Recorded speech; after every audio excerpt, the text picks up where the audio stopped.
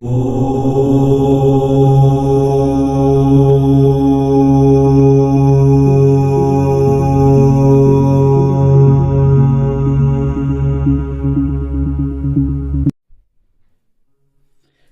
जगन्नाथ प्रिय दर्शक बंधु मु आपनकर प्रिय वास्तुशास्त्रविद ज्योतिर्विद विनय कुमार सर्वप्रथमे मो चैनल आस्ट्रोलंकार को आपण मान को अनेक अनेक शुभेच्छा जनाऊँ। प्रिय दर्शक बंधु वैवाहिक संबंध आ विवाह संबंध रे आज आम किसी आलोचना करिबा। आपण माने जानिछंती विवाह हेउची एक पवित्र बंधन। साधारण भाव में कहवाक गले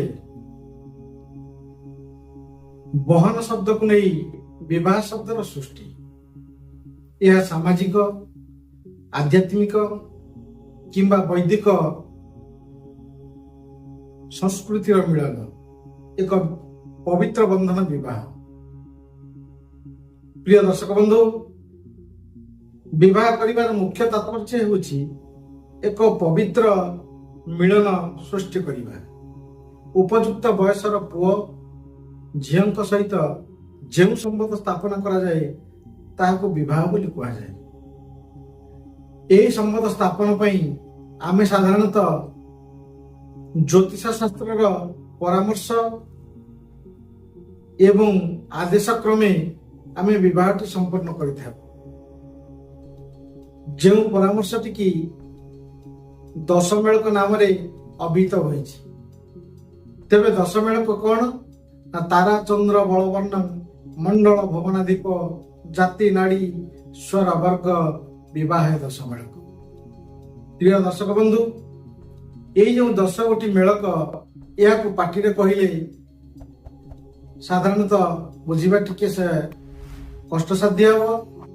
तेबे आसंतु यही 10 मेलक संबंध में आम किसी तथ्य जानिबा। तेबे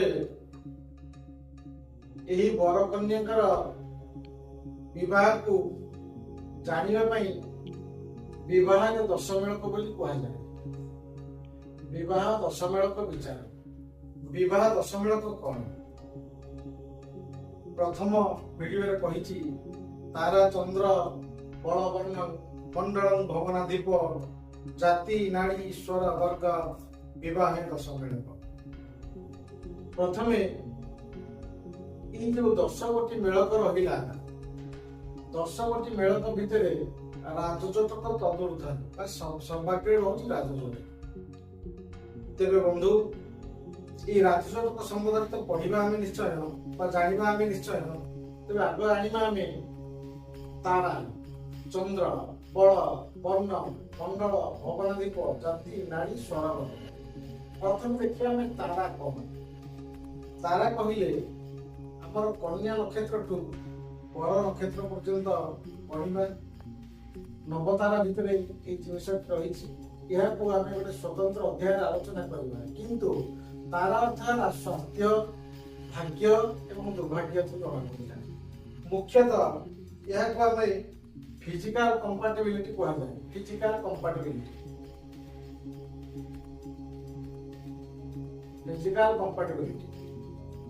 एथिरे बर कन्याकर स्वास्थ्य संबंध में आम भल भाव जापर। सेमानकर भविष्यतर भाग्य एवं दुर्भाग्य किपरि आसीबो बा समस्या हेबो कि नहीं ए संबंध में जापर। तेबे द्वितीय मेलकटी है चंद्र।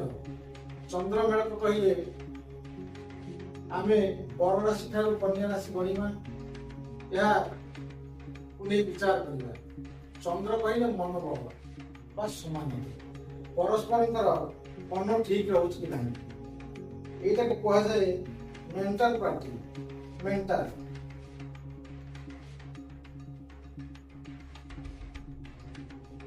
पार्टी मनोबल परस्पर मनोबल समान रोच कि नहीं परस्पर प्रति सुख दुख से भागी कि नहीं समानता भितर रोच कि नहीं आम द्वितीय मेलक विचार कर। अथवा तृतीय मेलक बल।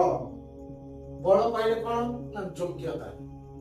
आप देखु ये लिखी रही बल कहले योग्यता ଯୋଗ୍ୟତା କହିଲେ କଣ ନା ଆମର ମ୍ୟୁଚୁଆଲ ଷ୍ଟ୍ରେଂଥ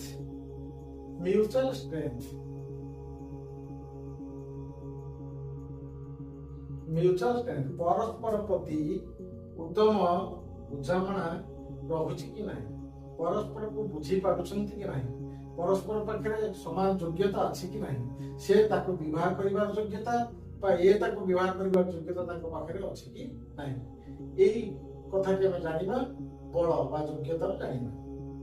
ଅଥ ଏହାପରେ ଆସିବା ଆମେ ବର୍ଣ୍ଣ କହିଲେ କଣ ନା ବସତା ସ୍ୱୀକାର, ପରସ୍ପର ପ୍ରତି ବସତା ସ୍ୱୀକାର ସେ କରୁଛନ୍ତି କି ନାହିଁ। ଏହାକୁ ଆମେ କଣ କହନ୍ତି ହୁ ୱିଲ୍ ଡୋମିନେଟ, କିଏ କାହାକୁ ଡୋମିନେଟ କରୁଛି।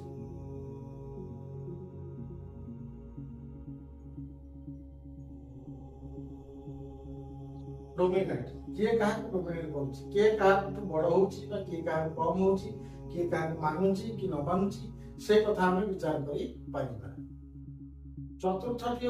ପଞ୍ଚମଟି ହଉଛି ମଣ୍ଡଳ ବା ପରିବେଶ। ପରିବେଶ କହିଲେ ଆପଣ ମାନେ ଭଲ ଭାବେ ଜାଣନ୍ତି, ପରିବେଶ ଆମର ହେଉଛି କଣ ଆଡଜଷ୍ଟମେଣ୍ଟ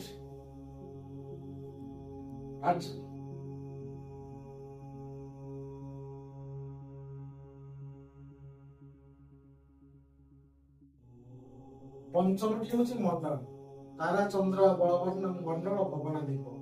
ମଣ୍ଡଳ କହିଲେ ହେଲା ପରିବେଶ କହିଲେ କଣ ହବ ଆଡଜଷ୍ଟମେଣ୍ଟ ୱିଥ ଲ, ପରସ୍ପର ପ୍ରତି ଏବଂ ସମାଜର ଯେଉଁ ନିୟମ ରହିଛି, ସମାଜରେ ଯେଉଁ କର୍ମ ଗୁଡିକ ରହିଛି, ଯେଉଁ ସଂସ୍କାର ଗୁଡିକ ରହିଛି, ପରସ୍ପର ପ୍ରତି ସେମାନେ ଏହାକୁ ମାନୁଛନ୍ତି କି ନାହିଁ, ଏହା ସାଧାରଣତଃ ଆମେ ମଣ୍ଡଳ ବର୍ଣ୍ଣରୁ ଜାଣିପାରିବା।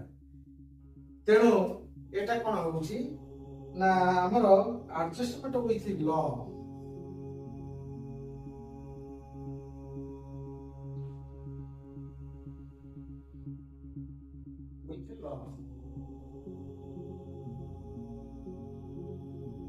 ଆଡଜଷ୍ଟମେଣ୍ଟ ୱିଥ ଲ, ପରସ୍ପର ପ୍ରତି ସାମାଜିକ ସଂସ୍କାର ଏବଂ ନୀତି ରୀତି ନିୟମକୁ ମାନି ଚଳିବା ଉଚିତ। ତେଣୁ ଏଠି ମଣ୍ଡଳ ଏହାକୁ ପରିଷ୍କାର ହେଇଯିବ। ଅଥ ଏହାପରେ ଆସୁଛି ଭବନାଧିପ। ଭବନାଧିପ କହିଲେ ରାଶିର ରାଶ୍ୟାଧିପତି ବା ଯେଉଁ ରାଶି ସହିତ ଯେଉଁ ରାଶି କନ୍ୟା ପୁରୁଷ ବିବାହ କରିବେ ତାଙ୍କର ଅଧିପତି ଠାରୁ ଆମେ ଜାଣିବା ସୁଖ ସମ୍ପଦ। ସୁଖ ସମ୍ପଦ କହିଲେ ସେ ରାଶିର ଅଧିପତି କେମିତି, ତାଙ୍କର ଗୁଣ କଣ, ଏ ରାଶିର ଅଧିପତି କିଏ, ତାଙ୍କର ଗୁଣ କଣ, ଶତ୍ରୁ ମିତ୍ର ଭଲ ମନ୍ଦ ସବୁ ସେଇଥିରେ ଆମେ ଜାଣିପାରିବା। ଏହାକୁ ଆମେ କଣ କହିପାରିବା ମ୍ୟାରିଟାଲ ପ୍ରସ୍ପରିଟି।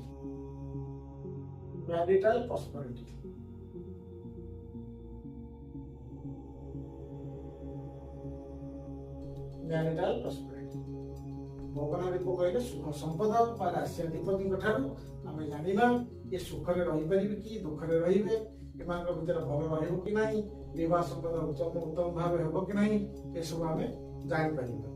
ତାପରେ ଆସୁଛି ଆମର ସପ୍ତମ ମେଳକଟି ହେଲା ଜାତି। ଜାତି କହିଲେ ଏହା ସାଧାରଣତଃ ଆମର ବ୍ରାହ୍ମଣ କି କ୍ଷତ୍ରିୟ ବୈଶ୍ୟ ଶୂଦ୍ରକୁ ନିଆଯାଏନି। ଏହା ଜାତି କହିଲେ ଆମର ରହିଛି କଣ ନା ଆମର ମୀନ କର୍କଟ ବୃଶ୍ଚିକ ବିପ୍ର ଏମିତି ସବୁ ଅଛି ଜାତି। ୟାକୁ ଗୋଟେ ପରସ୍ପର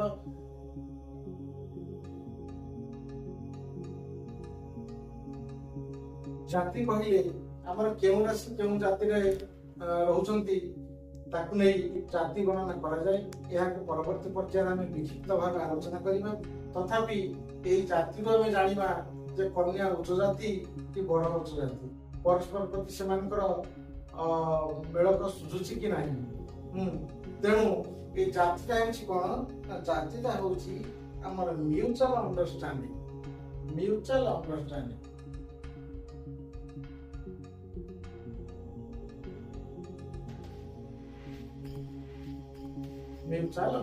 ପରସ୍ପର ପ୍ରତି ବୁଝାମଣା। ବର ଏବଂ କନ୍ୟା ବା କନ୍ୟା ଏବଂ ବରଙ୍କର ଉତ୍ତମ ବୁଝାମଣା ରହୁଛି। ବର କେଉଁ ଜାତିର, କନ୍ୟା କେଉଁ ଜାତିର, ତାହାକୁ ନେଇ ବିଚାର କରାଯାଏ। ତାପରେ ଅଷ୍ଟମରେ ରହୁଛି ନାଡି। ନାଡି କହିଲେ କଣ ବୁଝିବା?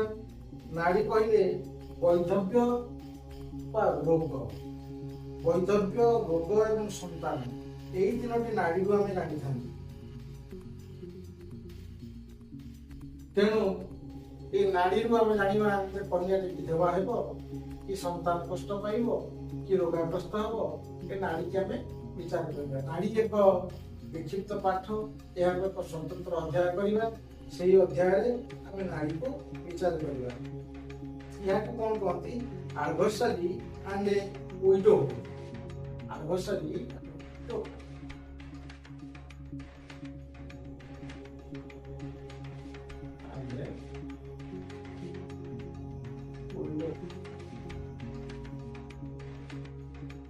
এই ନାଡିରୁ ଆମେ ଜାଣିବା କନ୍ୟାର ଭଲ ମନ୍ଦ। ତାପରେ ଆସିଲା ସ୍ୱର। ସ୍ୱର କହିଲେ କଣ ନା ଯୋନି ବା ଯୌନ ଜୀବନ। ପ୍ରିୟ ଦର୍ଶକ ବନ୍ଧୁ, এই ସ୍ୱରଟି ହେଉଛି ଏକ ଗୁରୁତ୍ୱପୂର୍ଣ୍ଣ ଜିନିଷ, ଯେଉଁଟାକୁ ନେଇ ସଂସାର ଚାଲିଥାଏ। ତେଣୁ ସ୍ୱାମୀ ସ୍ତ୍ରୀ ଭିତରେ ଉତ୍ତମ ଯୌନ ଜୀବନ ବା ଉତ୍ତମ ଜୀବନ ଯାପନ କରିପାରୁଛନ୍ତି କି ନାହିଁ, ଦାମ୍ପତ୍ୟ ସୁଖ ରହୁଛି କି ନାହିଁ, ଏହି ସ୍ୱରରୁ ଜଣା ପଡିଥାଏ। ଏହାକୁ କଣ କହନ୍ତି ନା ସେକ୍ସୁଆଲ କମ୍ପାଟିବିଲିଟି।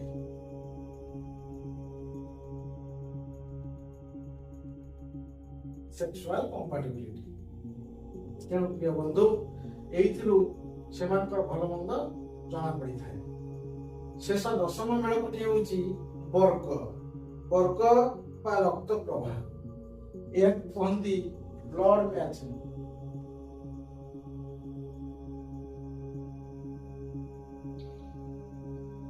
ବ୍ଲଡ ମ୍ୟାଚିଂ ଆପଣମାନେ ଜାଣିଛନ୍ତି, ଆଜି ଶିକ୍ଷିତ ସମାଜ, ଆଧୁନିକ ସମାଜରେ ବ୍ଲଡ ମ୍ୟାଚିଂ ଉପରେ ଗୁରୁତ୍ୱ ଦିଆଯାଉଛି। ବ୍ଲଡ ମ୍ୟାଚିଂ ଯଦି ନ ହେଉଛି ତାହେଲେ ଉତ୍ତରଦାୟକ ଜନ୍ମ ହେଲେ ମଧ୍ୟ ରୋଗାଗ୍ରସ୍ତ ହୁଅନ୍ତି, ବିଭିନ୍ନ ସମସ୍ୟାର ଶିକାର ହେଇଥାନ୍ତି। ଏବେ ବି ମଧ୍ୟ ଆଜିର ଆଧୁନିକ ସମାଜରେ ବ୍ଲଡ ଉପରେ ଅନେକ ଗୁରୁତ୍ୱ ଦିଆଯାଉଛି। ତେବେ ପ୍ରିୟ ଦର୍ଶକ ବନ୍ଧୁ,